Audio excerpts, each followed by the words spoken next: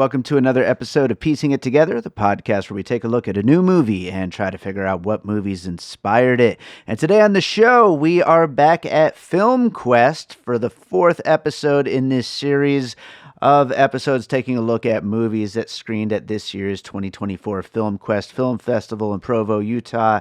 And today we are talking about The Killgrin. And joining me, I've got filmmakers Colin G. Cooper, Shane Bannon, and Celina Bernstein. We get into a lot of great stuff on this one, and we will be joined tomorrow for a special follow-up episode with director Joanna Tsanis and the lead star Konstantina Mantelos. So we've got a great episode coming up tomorrow as well on The Killgrin. So today we're going to get into what might have inspired it, and tomorrow we'll find out what did inspire it. But before we get to it, I do want to remind you, as always, to make sure you are subscribed to Piecing It Together wherever it is that you listen to podcasts. You can follow us on social media at PiecingPod, and don't forget to check out our Facebook group, Popcorn and Puzzle Pieces, where we continue the conversation about all the movies we talk about here on the show. Last but not least, I want to remind you, I know there's a lot of new listeners because of FilmQuest. We do get into spoilers on Piecing It Together. You kind of have to if you're going to talk about what might have inspired what. So spoiler alert for The Killgrin, and now let's get into the conversation. All right, we're going to talk about The Killgrin, and we've got a great panel of guests here. So before we get into the movie, let's introduce everybody here, starting with Colin. Colin, introduce yourself and tell everybody what you do. I'm Colin G. Cooper. I'm a director and editor. I have a short at the festival called Bath Bomb that played during Midnight Madness Halloween night block. I work in the industry for a living, primarily an editor, but I'm now shifting into hopefully directing for a living. Right on. Let's go to Celina. My name is Celina Bernstein. I am an actor, writer, sometimes producer, which we all have to do from time to time.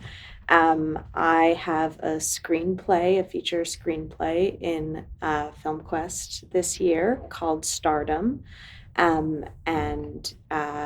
It's my first solo screenplay I've written. Okay. I've done one co-written with Shane over here in the past. And I'm just getting to the point where I would love to start making these features that we're writing and getting to do the other roles that we're so passionate about and bring them to life. That's exciting, getting into that area of everything, yes. Getting everything all together. It's a jump, but I'm that's exciting though.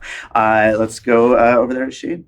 Hey, I'm Shane Bannon. I am a writer-director. This year I'm at FilmQuest with a feature screenplay, like Celina. First time doing it all by myself. I like to spend my time picking up insects off the ground and naming them. I'm trying to figure out how to get paid for that. That's about it. I in my rental here, I've got a pincher bug in the shower, and I just let him live. Yeah. He's in there doing his thing. Yeah. Did you name him? I haven't named him yet. You guys have any suggestions? Steve. That's a good one. All right, Classic. Yeah, That's number one on the list. I'm gonna have to wave bye to him when I check out tomorrow. Definitely. But for sure. So getting into The Killgrin, before we get into puzzle pieces, for all of these FilmQuest recordings, I've been asking because it's kind of a tight knit group of filmmakers around here. Does any of you know the filmmakers or knew of this movie ahead of time? Yeah, Joanna is she's based in Toronto, okay, as well as I am as well. I've known her for a few years. I met her here, actually, I think in 2021. She's had a few very good shorts on the circuit over the years. One of them actually was a precursor to this, Smile. Uh-huh.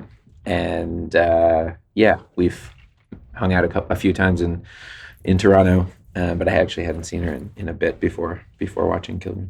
All right. Okay. What about you guys? Had you heard of this one or anything? We had heard of it, and we'd also very briefly met in a previous year here at FilmQuest, but we reconnected this year and have gotten a chance to kind of get to know her, and I think it's given us a little bit of insight into her perspective.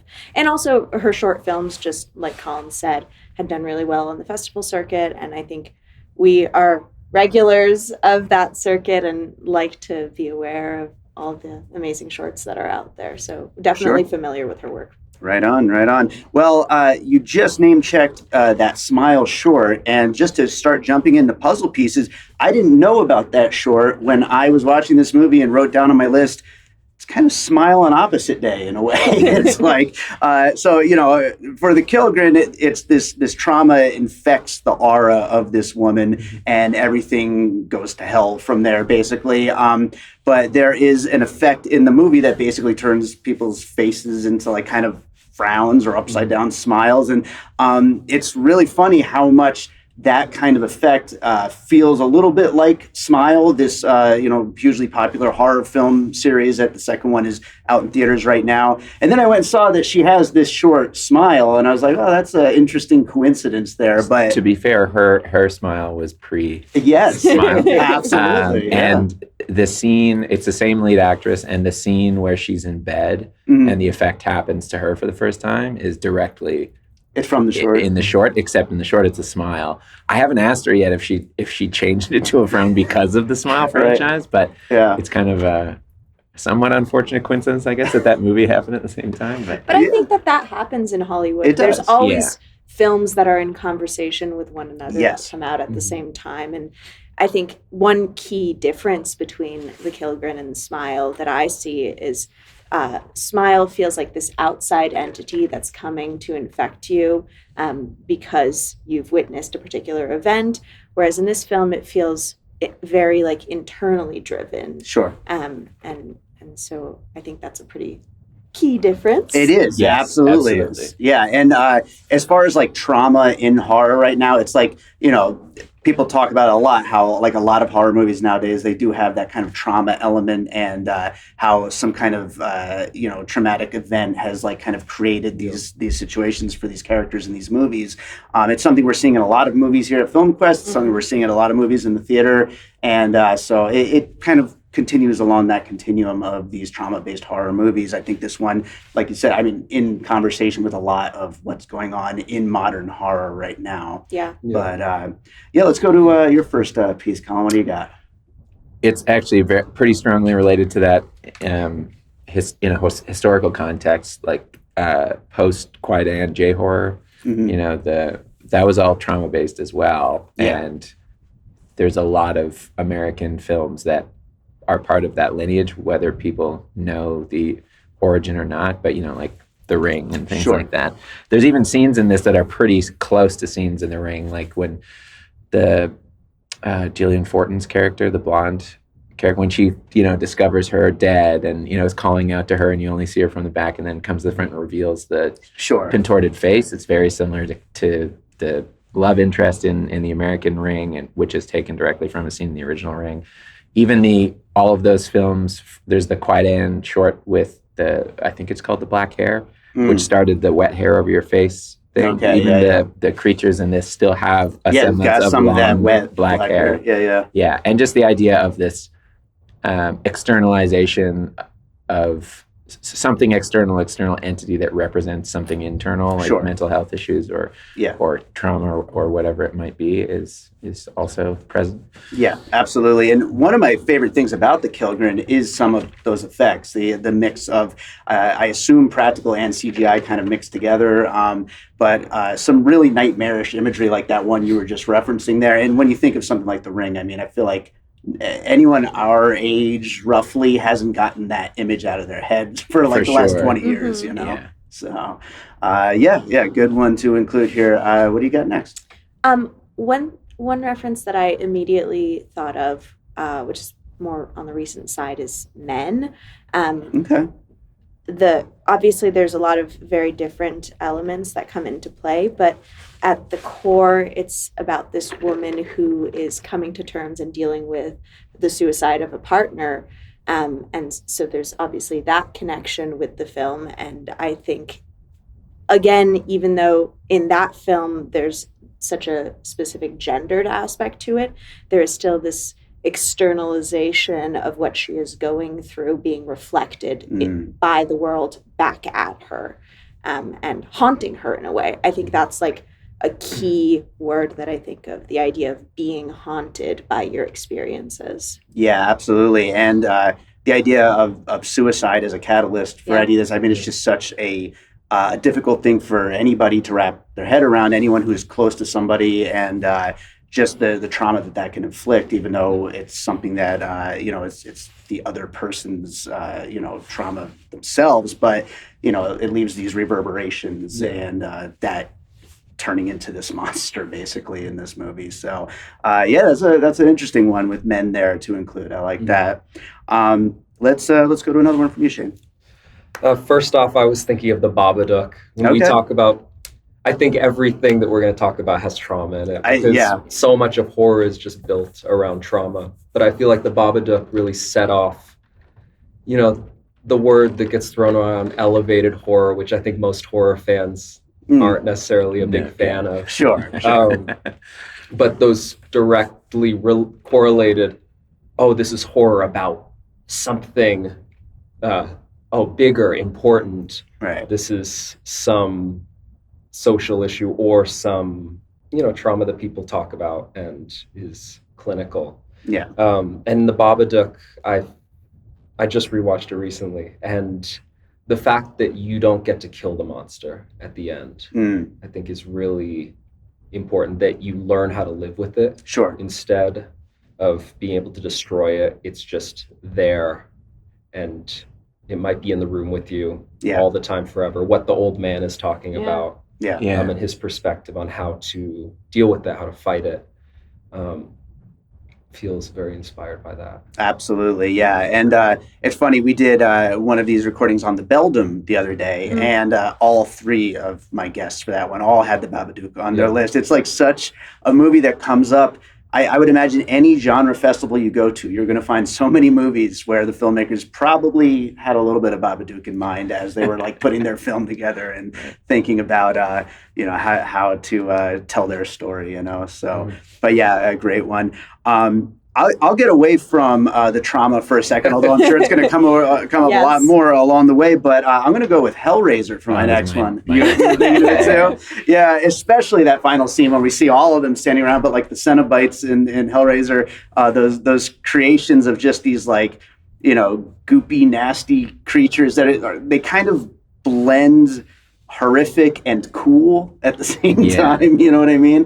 And the Killgrin creature in this is a pretty damn cool creature. And I'm going to be talking to Joanna later, and I can't wait to hear a little bit about the creation of that. Yeah, I thought it felt like a Cenobite with like the Quaidan hair added to it as an element, but also their role is similar to like Cenobites feed off of other people's pain, but and enjoy it. Yeah. And the way that the detached jaw thing is almost, that could easily be like a first step in one of the transformations that they put a person through in any of the Hellraiser movie. Yeah.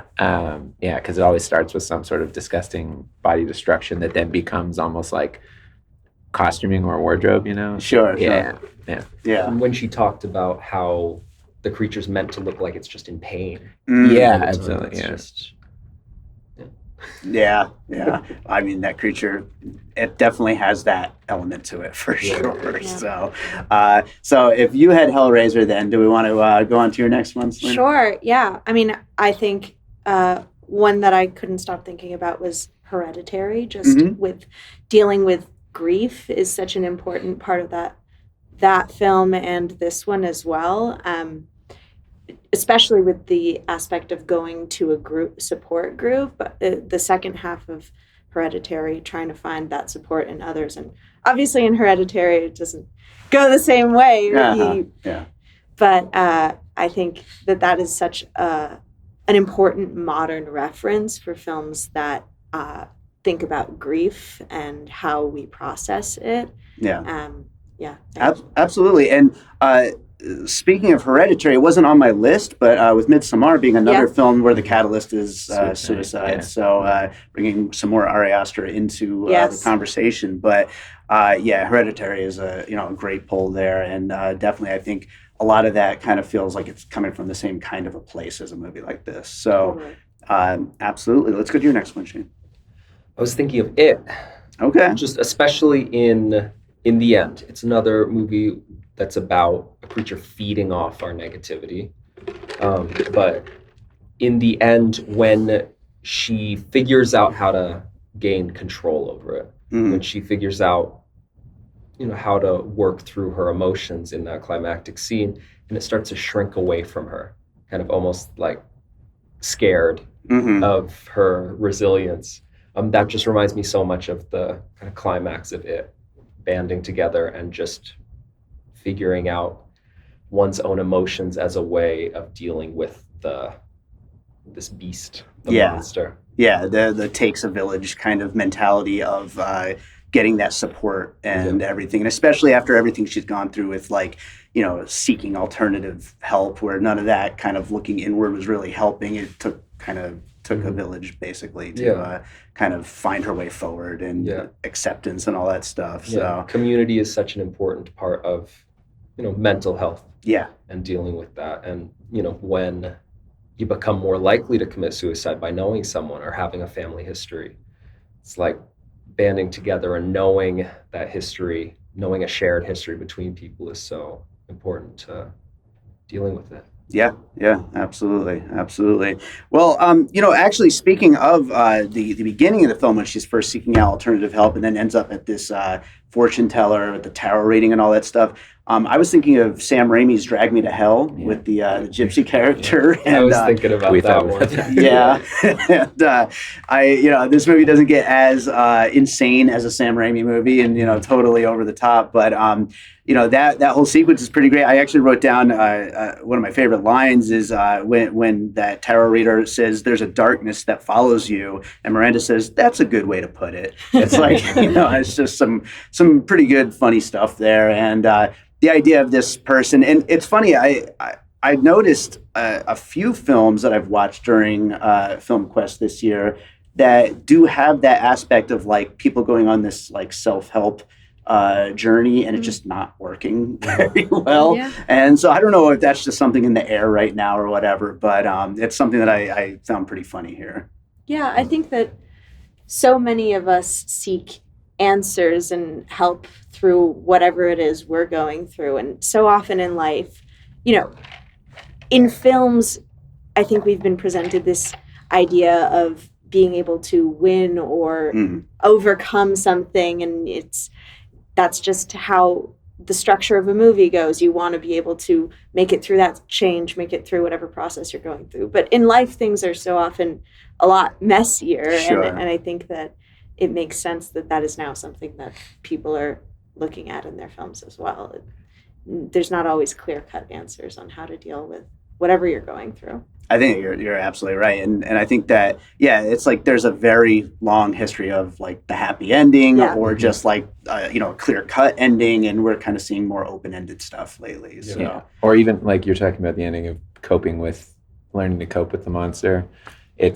I think that hasn't been a mainstay because of the hero's journey thing of like you have an enemy and you destroy it. Right. And now it's kind of like you got to become friends with your enemy. Or like know how to coexist with your enemy. The enemy is the roommate. You have to learn how to live with the bug that's in your Airbnb. Yeah, that's right. He's all right. He's okay. As long as I'm out of there by tomorrow. But Colin, let's go to another one from you.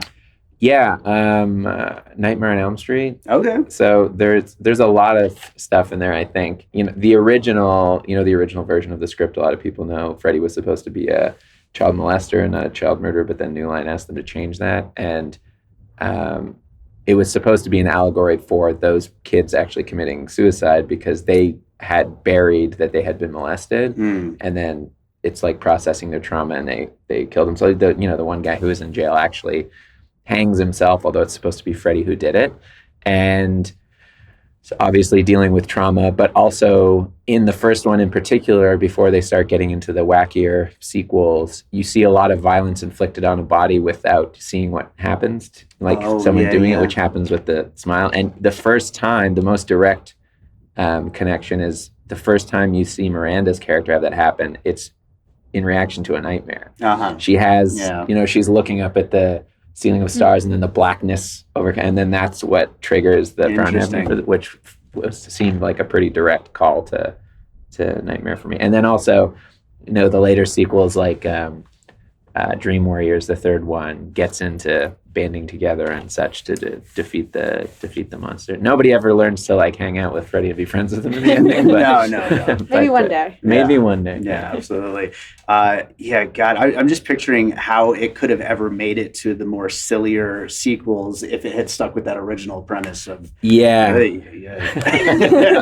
would not have made it that far. Well, but, it's interesting because when the remake happened, I forget what's the name of the guy who did the remake. I don't remember the director, but John Earl Hailey is the star. The director. He was a music video director and photographer, and that's the only feature he's done. But he brought that plot point back, and it wasn't really, not that you couldn't do that in a successful way, but I don't think he really dealt with it in a way that was particularly effective. Yeah.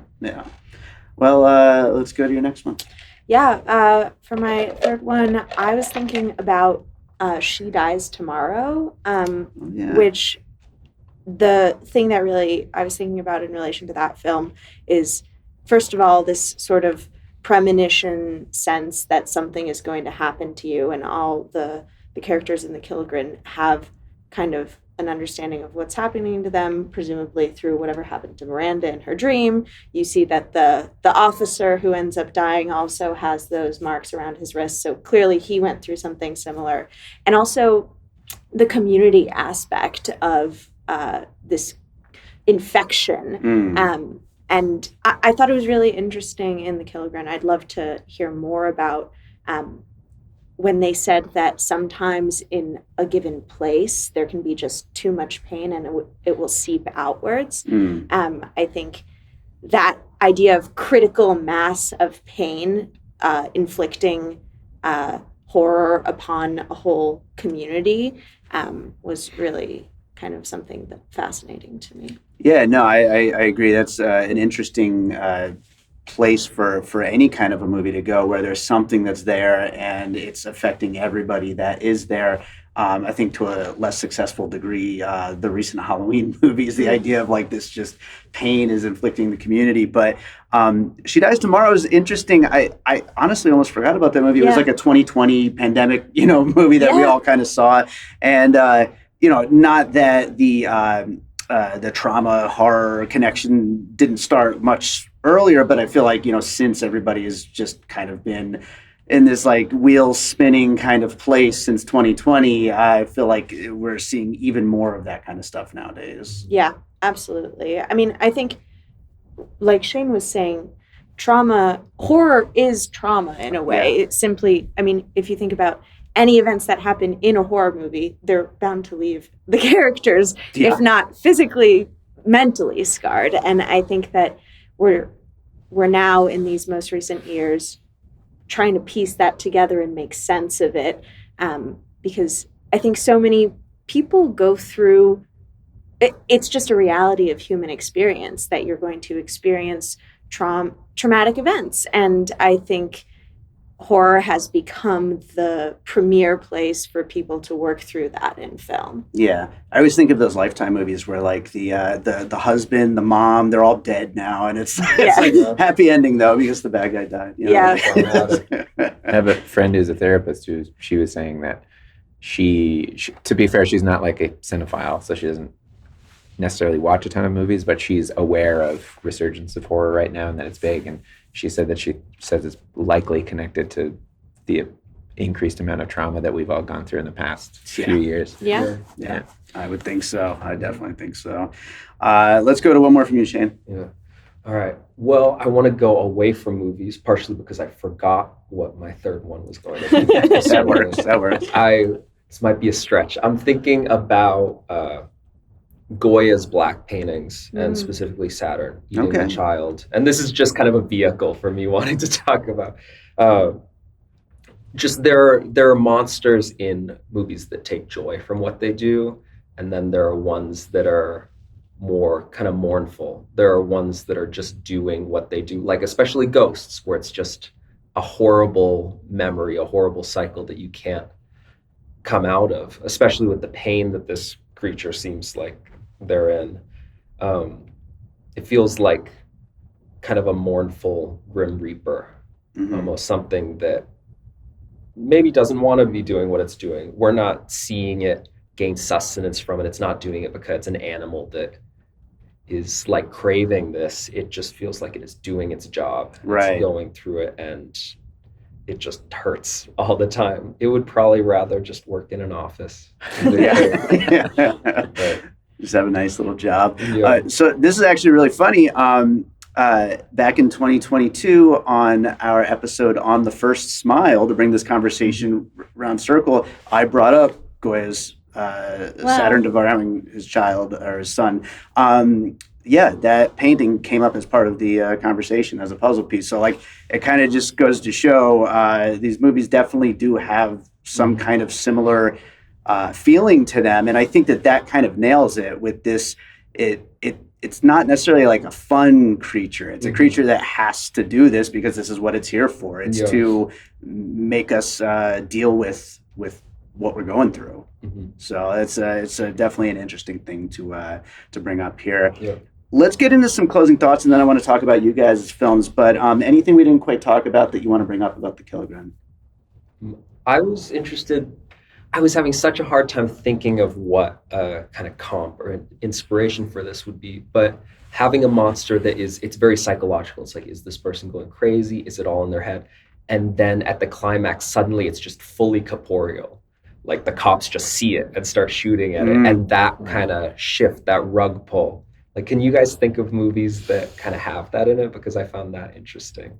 I mean, there are, not in the same like suddenness thing, but in the Elm Street franchising, and when they eventually, there's various sequels where they do in the first one too, pull him out. Right. Except in the first one, she's the only person that sees him, but in subsequent ones, other people do. And there's definitely the question of like, oh, it's more in like a gaslighting way, like they really just, it's about like parents just totally condescending to young people, but like you're just, going through something, and I was thinking like to that ending, not necessarily the cops, although that's definitely a good point. I'm trying to think myself of anything like that, but I was just thinking about that, like that last line from The Friends. So do you have any idea what the fuck just happened? Yeah. It was a really funny moment, and after all of that just horrific shit goes down, like to have like a kind of release valve like that is pretty funny, and along with the cops just kind of coming and trying to shoot at the thing. It's definitely a wild ending where like different realities kind of mix together in a way where like was it real? But what are they shooting at exactly? So that cop is not getting promoted after. Well, actually, I think that's really interesting that you bring up that line, because obviously it's a comedic beat. And it feels so real to so many of these horror movies where it's like, at the end, the, final girl is waiting around, and then you're like, what's the investigation around this going to be? Yeah. Is she going to get blamed? But at the same time, in this film specifically, I think it also speaks to the fact that you can't always relate to somebody's traumatic experience. If she is not if she doesn't have a personal understanding of what that sort of pain and carrying that with you is, she cannot understand what is going on for Miranda in her life. And so it presents this dichotomy between the characters that are constantly carrying this around and those who, at least not yet. Sure. Absolutely. In Candyman, does anyone else ever see Candyman? In the original Candyman? Because they think she murdered people. Right. And they think she's insane. Yeah. I don't remember if anybody else ever sees them. That's a good question. That's another good kind of, Yeah, absolutely. Well, I don't know. I think that's a good place to wrap it up. I mean, obviously, we talked a lot about the trauma of this kind of a horror movie. I mean, I think that's kind of the main thing with the Killgrin. So I think it's a good place to wrap that. Let's start talking about you guys' films. Colin, let's start off with your film, Bath Bomb. Tell people what it's about and what the story is with it. So Bath Bomb is, for forever I've wanted to take Giallo and pivot it to a queer perspective. Are you familiar with much giallo? I mean, little bits and pieces. Okay. I haven't seen as much as I would like to because pretty much everything I've seen I like. Have you seen The Bird with the Crystal Plumage? I have not. Okay, so I was going to try to use as an example. There's kind of these stock queer characters that are in a lot of them, which is surprising given the time they were made, that there were so many queer characters, especially that they were made in Italy. But a lot of times when like members of marginalized communities try to take over a genre, they'll just use the same stock kind of plot and use the same stock kind of protagonist and just make that protagonist reflect whatever community they belong to, whether it's queer or black or a woman or whatever. And I find that that's not really useful in terms of representation or moving a conversation forward because you're just co-opting what exists. Right. So I think it's more, I wanted to just take these side characters that already existed and just pivot the entire narrative so that you're seeing it from that perspective. I tried pitching that concept, a feature concept, and people really didn't understand. Like money people didn't understand even giallo, and so you're like, it's giallo, but it's queer, and then it's even more confusing. Yeah. So there's a lot of lights. Is that what we're saying? Yeah, exactly. Yeah, this is colored lighting. So we did. I did the short as a proof of concept, and then there's a feature that we've been on the festival circuit for quite a while. This is our 34th festival, and the feature version has been picked up for funded development by a company called Rabbit's Black. That's a relatively new company, but the first movie that they financed was Longlegs. Okay. So they're in a reasonably good position right now to waste money on my project. And then hopefully we would shoot that late next year, ideally. Very cool. Very cool. I watched this on a screener. I didn't get to see it at the festival. I have to imagine it had a pretty great response. Yeah. It feels like one that would. Talk a little about that seeing it with the crowd and everything. Oh, it was great. I mean, we've had some awesome crowd responses in general, but here it's always just like the crowd here is compressed, like magnified. The reaction always is too. Yeah. And it was definitely the biggest reaction. There was even reactions to moments that I've never heard reactions to before, nice. which was great. Yeah, I loved it. Right on. Well, let's talk about you guys' screenplays, which obviously I haven't seen, but I read the descriptions of it. And, both of them sound interesting. Let's start with yours, Celina, though. Tell my listeners about what it's about. Yeah, so my screenplay is called Stardom, and it is an erotic thriller about an eager but insecure young actress who falls under the spell of a charming film director who draws her into a sexually charged game where she has to imitate the behavior of a well-known actress in order to try to become a star herself. And with that, I feel like I'm very interested in stories about doppelgangers and just imitating behavior. And one of my favorite plays of all time is actually The Maids, which there's no reason you would have heard of it, but it's this incredible French play by Jean Genet that is about these two maids who like to play act as their mistress of the house and eventually turn to murdering her. And I think that I'm deeply fascinated in the contrast between or the conversation between being deeply in love or infatuated with the idea of someone, so much so that you want to be them, and also the hatred that can come along with that. And so it's about that on one hand, and it's also about the power dynamics that are inherent to the film industry and those things. So no, absolutely. It sounds like a very timely story right now, especially. It also, I mean, just the description of it sounded like something De Palma might have done, like as far as that kind of tone of it goes. But so that is in competition here at FilmQuest this year? That is the one that is here this year. Right on. Shane and I co-wrote a feature that was in the 2022 edition of the competition that actually ended up winning Best Unproduced Screenplay. And so now we've kind of, we're still going to write together, but we've kind of taken our separate perspectives. And I think for me, obviously, this is very informed by being an actor and being someone who at times feels powerless to the whims around you. And I think we can all kind of, in this industry that is so based on the idea of being found or discovered, I think we can all relate to the idea of wanting someone to come save you, and the fact that may not be grounded in any sort of reality that is good for anyone. Exactly. Yeah, that just opens the door for all kinds of bad things. So, yeah. All right, Shane, what about yours? My screenplay, it's called Revival right now. It'll change eventually. Okay.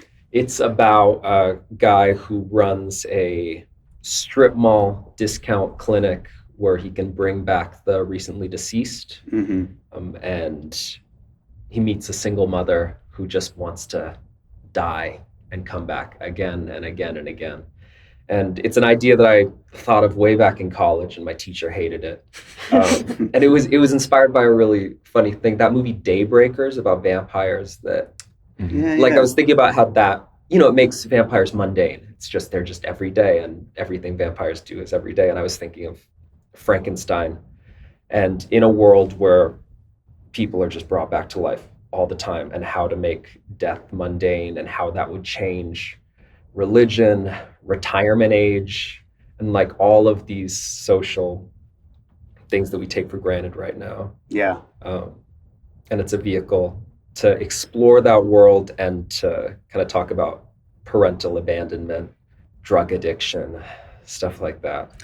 I like sci-fi where the sci-fi element isn't the point. It's what that kind of, means for the world and for the characters in it. And that definitely sounds like that kind of story.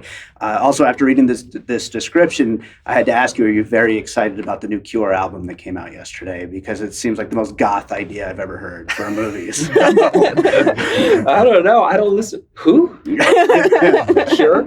I have no idea. No idea. Maybe I'll put it on for our car ride back. Yeah. Shane is secretly less emo than you'd think. Okay. All right. I do think about death a lot. So what's more emo than that? Yeah. You should probably listen to more Cure. Yeah. You really should. I've been thinking maybe if I was a teenager again, I'd just paint my face white and do one of those. Go full goth. Yeah, I think, goth is eternal. Yeah. Goth, you can't say goth is eternal and not be a Cure fan. I think you're putting this on here.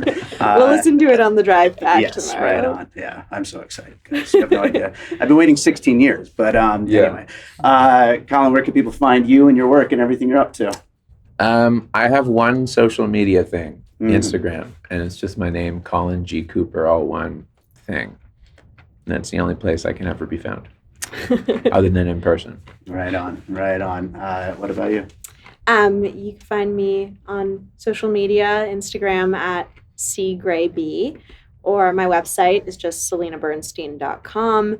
And if you want to see some of my work as an actor, I have a film that was at FilmQuest last year that is on Alter called Ride Baby Ride. And Shane and I also have a film that we made together that was on the circuit last year as well called The Perfect Place to Cry, which is not available online yet, but will be very soon, hopefully. Also sounds very goth, by the way.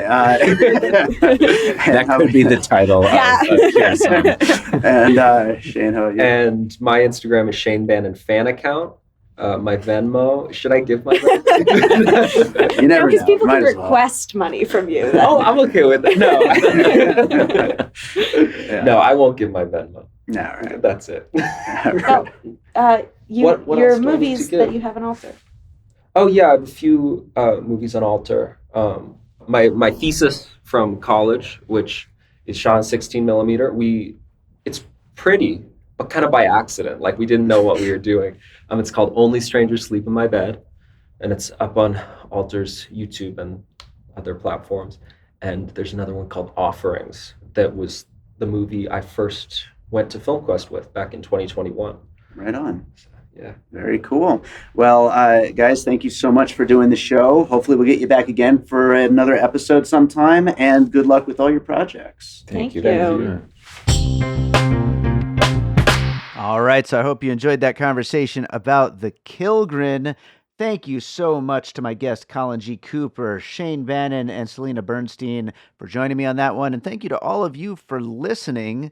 If you're enjoying piecing it together, make sure you are subscribed wherever it is that you're listening. Oh, and by the way, I wanted to mention that Killgrin ended up winning Best Makeup Effects at the festival. So congratulations to them.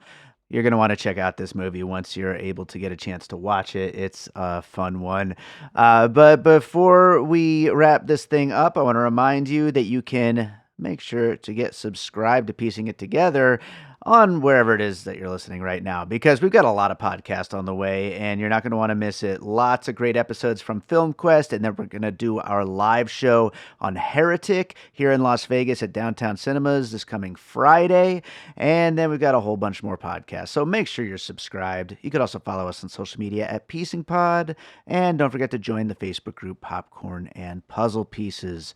Now I'm going to close this out with a piece of music like I always do. And let's see, what would be a good one for the Killgrin? I got to go with something dark for this one. So I'm going to go with a track from a film score I put out a few years ago for a horror film that I had scored but never ended up coming out.